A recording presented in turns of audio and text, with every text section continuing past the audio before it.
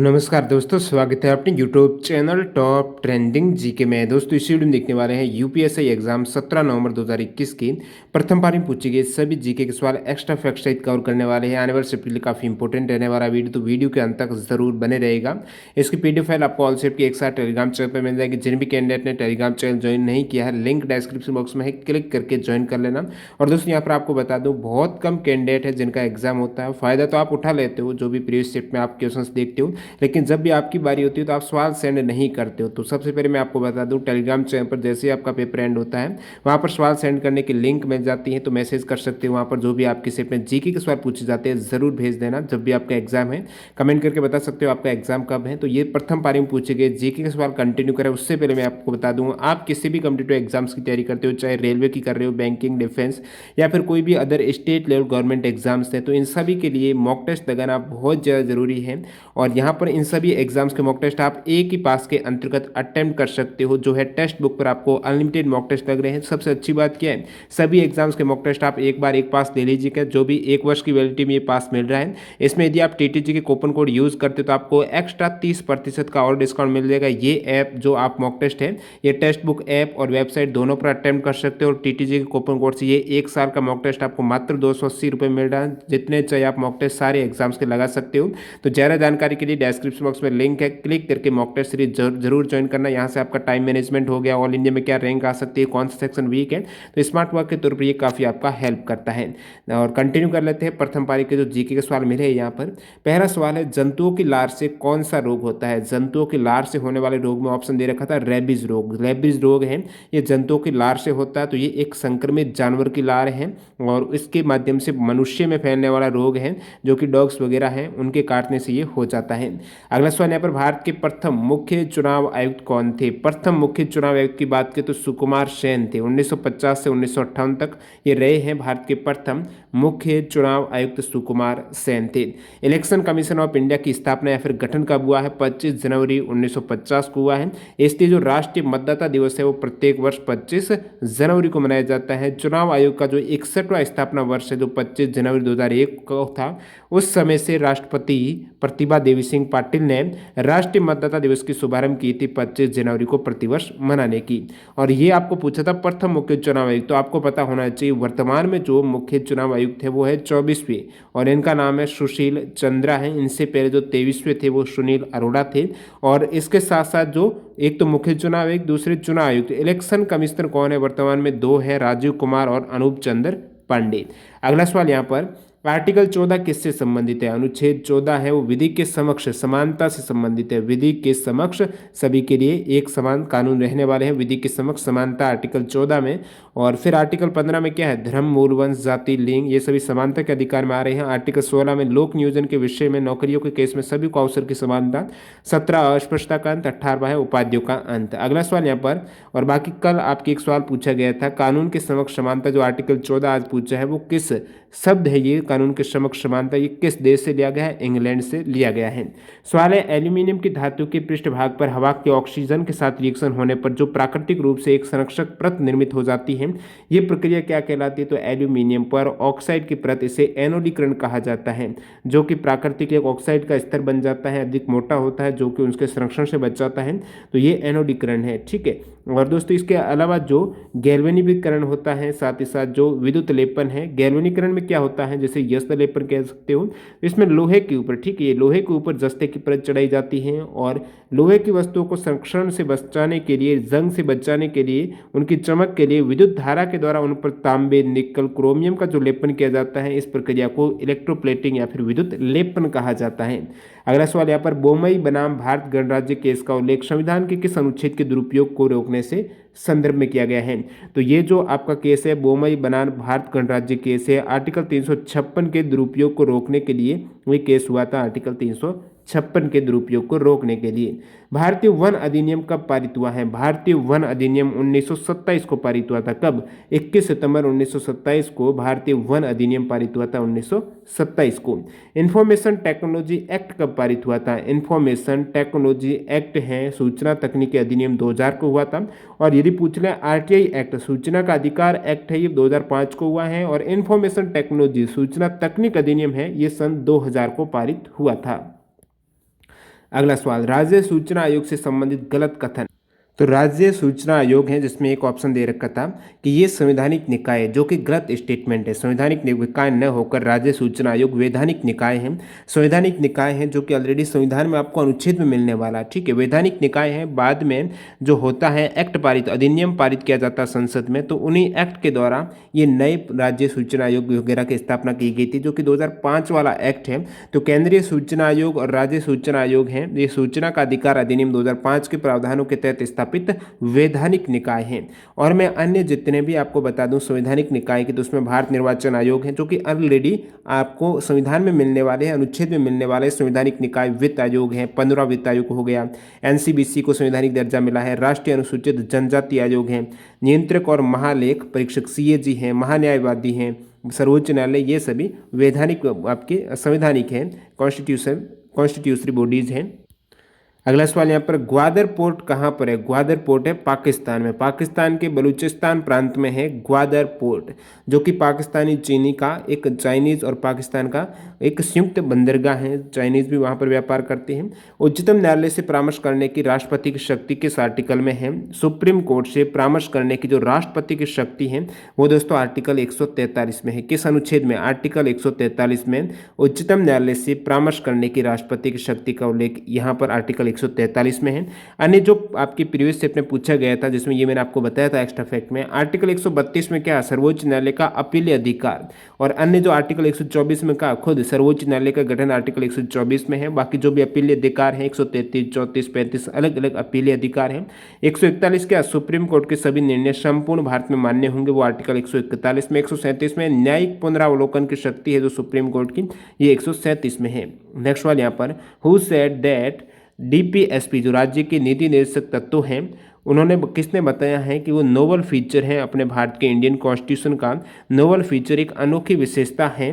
किसने कहा था? राज्य के नीति निर्देशक तत्व हैं हमारे भारतीय संविधान की एक नई या फिर एक अनोखी विशेषता है। तो डॉक्टर भीमराव अंबेडकर ने स्टेटमेंट दिया था, DPSP are the novel feature of the Indian constitution.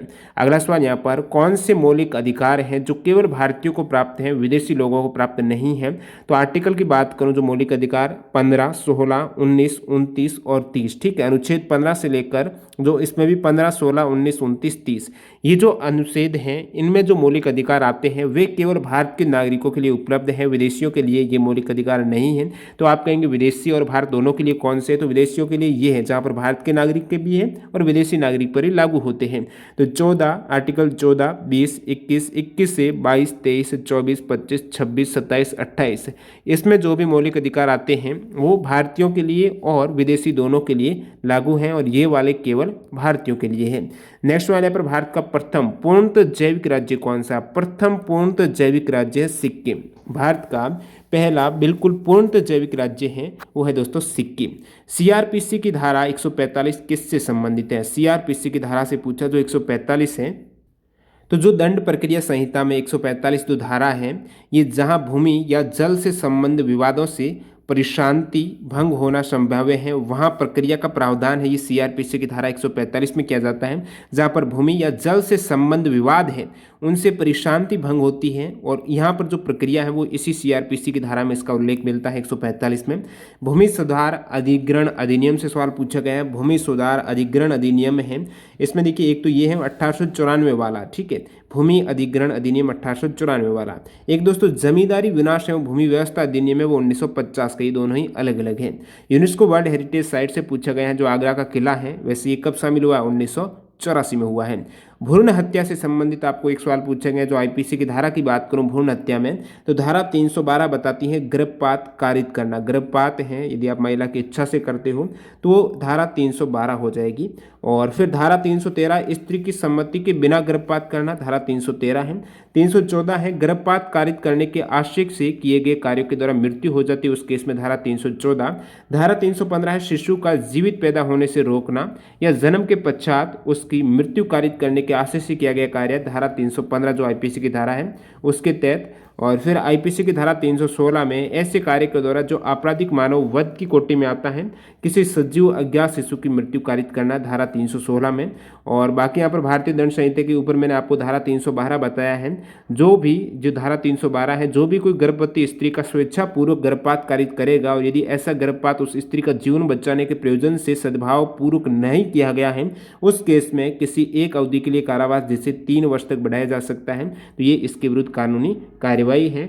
बाकी यहाँ पर मैं आपको बता दूं, गर्भधारण पूर्व या फिर आप भ्रूण की जांच करते हो तो उस केस में कौन सी धारा लगती है, तो वो ये वाली हो जाएगी पीसीपीएनडीटी, गर्भधारण पूर्व प्रसव पूर्व निदान तकनीक अधिनियम 1994 के तहत कानूनी अपराध है। रिटायरमेंट के बाद मिलने वाली एक मुश्त सैलरी क्या कहलाती है, तो ग्रेच्युटी कहलाती है, रिटायरमेंट के बाद मिलती है। अब ग्रेच्युटी के लिए भी शर्तें रहती हैं। ग्रेच्युटी पाने के लिए कंपनी में कम से कम 5 साल आपको काम करना जरूरी है। पेमेंट ऑफ ग्रेच्युटी एक्ट कौन सा, पेमेंट ऑफ ग्रेच्युटी एक्ट है 1972 का। इसके तहत इसका लाभ उस संस्थान के हर कर्मचारी को मिलता है जहाँ 10 से ज़्यादा एम्प्लॉय काम करते हो। तो 10 से ज़्यादा एम्प्लॉय काम जिस भी कंपनी में करते हैं उनको लाभ मिल सकता है, बशर्ते कि यहाँ 5 साल आपका काम करना वहाँ पर जरूरी है। ग्रेच्युटी की रकम अधिकतम 20 लाख रुपए तक हो सकती है अधिकतम। ट्रिपल तलाक एक्ट से सवाल पूछा गया है, तो ट्रिपल तलाक कानून है, ये मुस्लिम महिलाएं, इनका एक एक्ट आया है, मुस्लिम महिलाओं विवाह पर अधिकारों का संरक्षण अधिनियम 2019 में पारित हुआ था, जो कि केंद्र सरकार ने 31 जुलाई 2019 को पारित किया। इस तरह के 3 तलाक को आपराधिक बनाने और उसके लिए 3 वर्ष तक की सजा का प्रावधान किया गया है।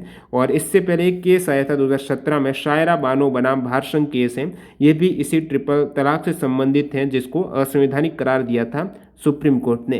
अनुच्छेद 79 से सवाल पूछा गया है, जो कि संसद से संबंधित है। तो संघ के लिए एक संसद होगी जो राष्ट्रपति और 2 सदन जिसमें राज्यसभा और लोकसभा इनसे मिलकर बनी होगी संघ के लिए संसद। ओजोन परत है वो पृथ्वी के किस वायुमंडल परत का एक क्षेत्र है। ओजोन परत है दोस्तों कौन सी वायुमंडलीय परत में, तो ये समताप मंडल में है। ओजोन परत पृथ्वी की सतह से 15 से 35 किलोमीटर की ऊंचाई पर है और सभी मौसम की घटनाएं हैं, ये तो आपके था समताप मंडल में है ओजोन परत। बाकी आपको पूछ रहे जो भी मौसम की घटनाएं होती हैं, बादल हो गया, कोहरा है, ठंड बारिश तूफान है, वो सभी सबसे निचली परत क्षोभ मंडल तक की सीमित है। जेट विमान है वो निचले समताप मंडल के माध्यम से उड़ान भरते हैं।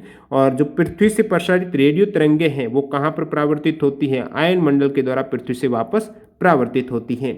अगला सवाल, हमारे संविधान में कुल कितनी शेड्यूल है, अनुसूची है 12 अनुसूची है, कौन सी, तो अनुसूची फर्स्ट में क्या है, संघ और राज्यों का, जो राज्य और संघ शासित प्रदेशों की सूची है। 2 में विशेष शक्तियां हैं जो राष्ट्रपति वगैरह का वेतन है, वेतन का विवरण है इसी में। अनुसूची 3 में शपथ का उल्लेख मिलता है। अनुसूची 4 में राज्यसभा में सीटों का आवंटन है। 5 में क्या, अनुसूचित क्षेत्र और जनजाति क्षेत्र प्रशासन है उनका नियंत्रण। अनुसूची 6 में राज्य कौन से हैं, असम, मेघालय, त्रिपुरा, मिजोरम है, तो यहाँ का जनजातीय क्षेत्र का प्रशासन। 7 में क्या है, संघ, राज्य और संवर्ती सूची है, वो आपके अनुसूची 7 में है। शेड्यूल 8 में भारत की आधिकारिक भाषाएं। 9 में क्या है, जो पहली बार ऐड हुई थी प्रथम संविधान संशोधन 1951 के तहत, जिसमें भूमि कार्यकाल, रेलवे, भूमि कर है, इनसे संबंधित है। अनुसूची 10 में क्या है, जो दल बदल विरोधी कानून है। अनुसूची 11 में पंचायती राज और अनुसूची 12 में है नगर निगम का प्रावधान।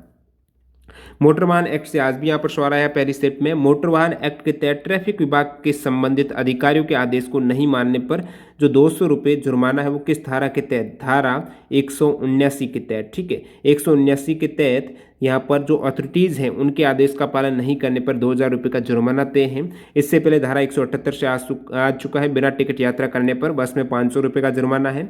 बिना लाइसेंस के वाहन चलाने पर 181 धारा लगती है, 5000 का जुर्माना। और अयोग्य होने पर वाहन 10,000 जुर्माना, धारा 182 है। ओवर स्पीड करते हो तो 183 वाली धारा के तहत जुर्माना लगता है। और फिर यहाँ पर जो खतरनाक तरीके से आप वाहन ड्राइव करते हो तो 5000 का जुर्माना धारा 184 के तहत है। शराब पीकर में 185 वाली धारा लगती है, 10,000 का जुर्माना है। और स्पीडिंग रेसिंग करते हो तो 189 वाली धारा। बिना परमिट वाहन चलाते हो तो 192A के तहत आपको एक जुर्माना लगना यहाँ पर लगता है 10,000 रुपये का। 193 के तहत लाइसेंस नियमों को तोड़ने पर, 194 के तहत ओवरलोडिंग करते हो, तय सीमा से ज़्यादा आप सामान ले जाते हो तो उसमें 20,000 और प्रति टन 2,000 एक्स्ट्रा यहाँ पर जुर्माना रहता है। 194A के तहत ओवरलोडिंग यानी 2 से ज़्यादा आप यात्री सवारी बैठती है मोटर बाइक पर तो 194A के तहत। सीट बेल्ट नहीं लगाने पर 194B है।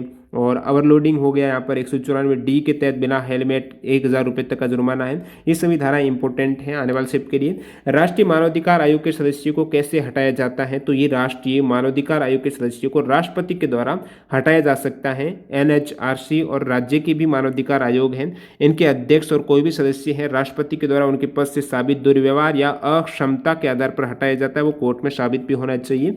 नेक्स्ट यहाँ पर राज्य निर्वाचन आयुक्त की नियुक्ति कौन करता है, राज्यपाल के द्वारा। एक सवाल आपके आर्टिकल 31A, B और C से संबंधित कोई वाद पूछा गया था, इसमें क्या आंसर होगा आप कमेंट करके बता देना, बाकी क्या ऑप्शन था वो भी बताना। और यौन अपराधों से बच्चों के संरक्षण का एक्ट पूछा तो 2012 वाला एक्ट है जो पोस्को एक्ट है, जिसकी फुल फॉर्म है protection of children from sexual offence, ये पोस्को एक्ट 2012 का है। और एक फिशिंग का पूछा कंप्यूटर में, स्टूडेंट ने बताया फिनिशिंग इन कंप्यूटर, तो वो फिशिंग ही होगा जो आपकी जानकारी चुराई जाती है, क्रेडिट कार्ड है, बैंक डिटेल्स से पासवर्ड वगैरह है, उनकी जानकारी को चुराना है, एक तरीके से फिशिंग अटैक होता है। तो इस टाइप से यहाँ पर 40 में से 28 सवाल मिले हैं जो आपके आज जीके के पूछे गए हैं प्रथम शिफ्ट के। और बाकी इसके अतिरिक्त जो भी सवाल आज आपको याद है, आपने यदि पहली पारी का एग्जाम दिया तो वो कमेंट बॉक्स में बता सकते हो। आपका जब भी एग्जाम होता है अपने शिफ्ट में पूछे गए सवाल आप टेलीग्राम पर भेज सकते हो, टेलीग्राम से जुड़ जाना, लिंक डिस्क्रिप्शन बॉक्स में। इससे प्रिय जो भी एग्जाम है उसकी शिफ्ट के जो टेलीग्राम पर PDF फाइल भी अवेलेबल हो जाती है। मिलता हूँ ऑल शिफ्ट के वीडियो के साथ। वंदे मातरम, जय हिंद दोस्तों।